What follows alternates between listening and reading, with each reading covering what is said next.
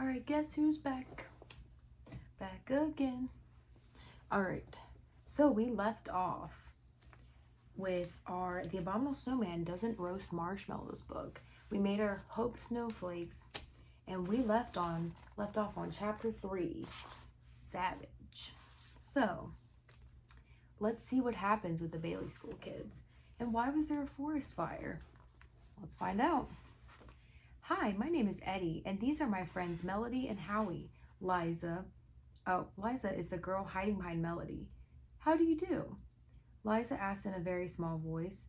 The giant man didn't even glance up at the four kids. Hunched over the fire, he looked like a cross between a polar bear and an ape. Oh my. He wore a furry white coat, hat, and gloves. Even his boots were made of thick white fur. Shaggy, blonde hair peeked out from beneath his hat, and the fine layer of frost covered the beard on his face. In places, the frost had melted from the heat of the fire, and water dribbled down his face. He held a stick over the flames. On the tip of the stick sat 3 plump marshmallows.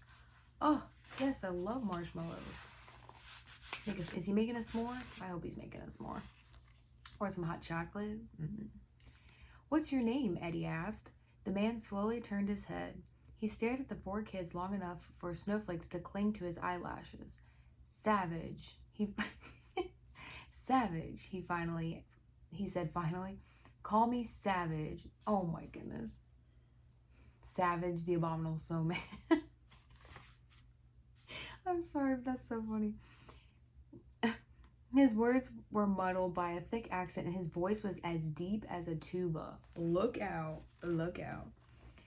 You want, he asked. The man held out the stick, now covered in honey-colored roasted marshmallows. Oh, I love that. Awesome, Eddie said, reaching out for one.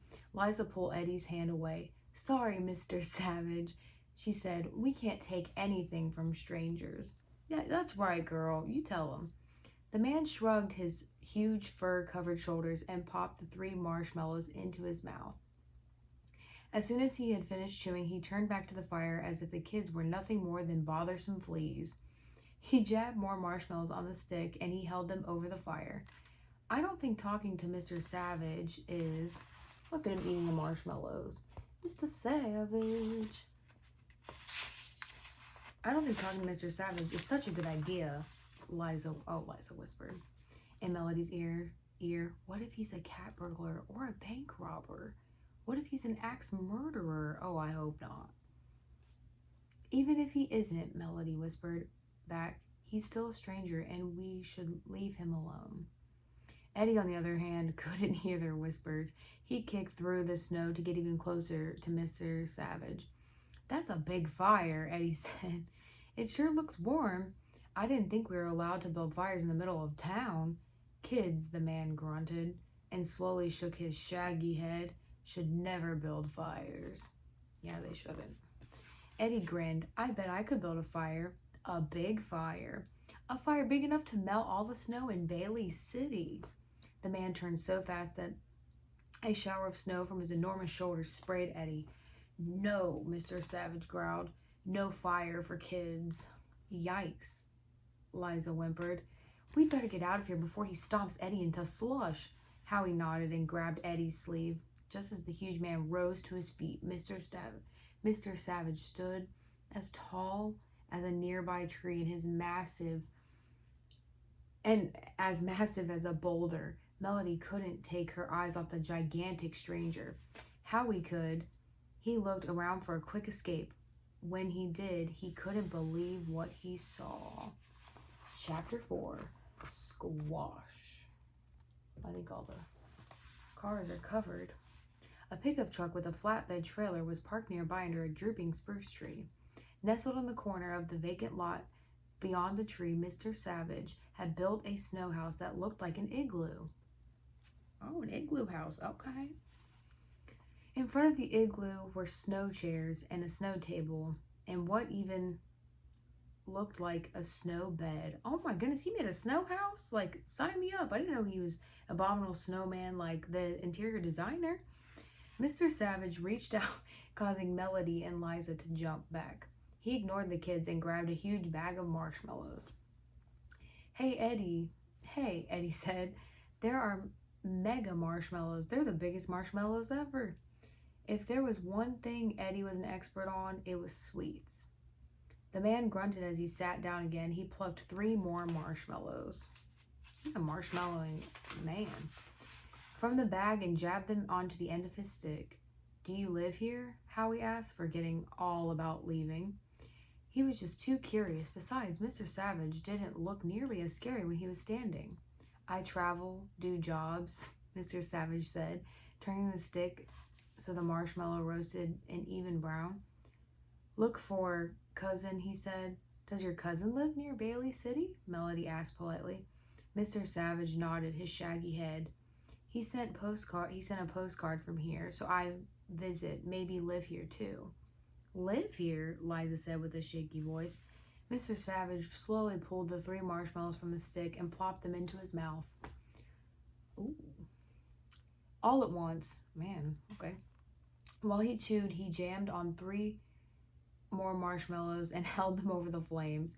Then he finally swallowed. Mr. Savage turned to look Liza straight in the eye. Cousin said nice mountain here, Mr. Savage told her. Good food, fresh meat. Eddie didn't care about Mr. Savage's cousin. Eddie wanted one of those marshmallows, and he wanted it bad. You should let the marshmallows catch on fire, Eddie suggested. Then you can watch them burn.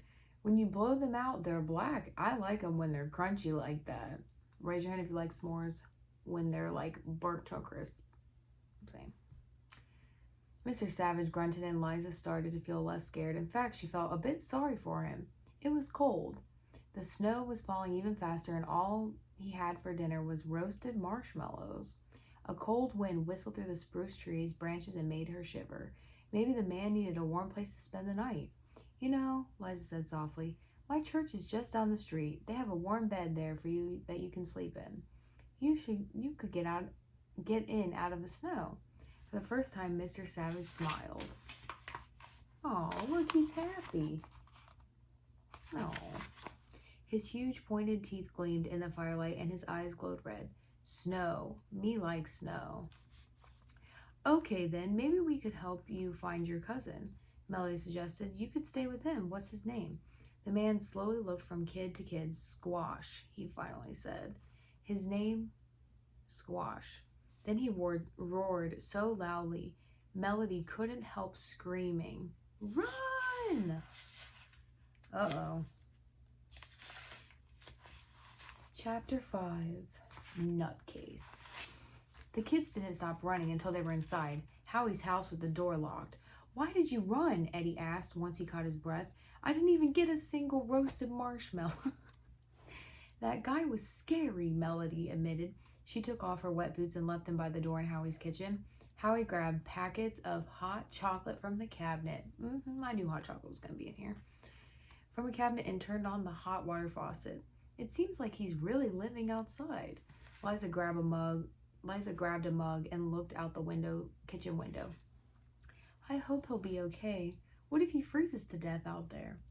Eddie ripped open a packet of hot chocolate. Brown powder exploded all over the counter, and Eddie scooped it up into his hand and sniffed before licking his hand clean. I don't recommend that, but only some kind of nutty snowman would want to sleep outside in this weather. Melody nodded. You're right. We never should have gone near him, but not because he's crazy. You're crazy and we hang out around you. Oh my goodness, Eddie, boy. Eddie said before licking the rest of the chocolate powder off the counter. Melody gave Eddie a warning look. Howie stepped between them, handing Melody a cup of steaming hot chocolate from the microwave. If it's not because he's crazy, then why? Howie asked. Didn't you hear what he said? Melody asked. He's looking for his cousin. She blew on her hot chocolate and stared at her friends with big brown eyes. Who cares? Eddie said. My grandmother makes me visit my cousins every summer. It's boring, but not against the law. Eddie has a point.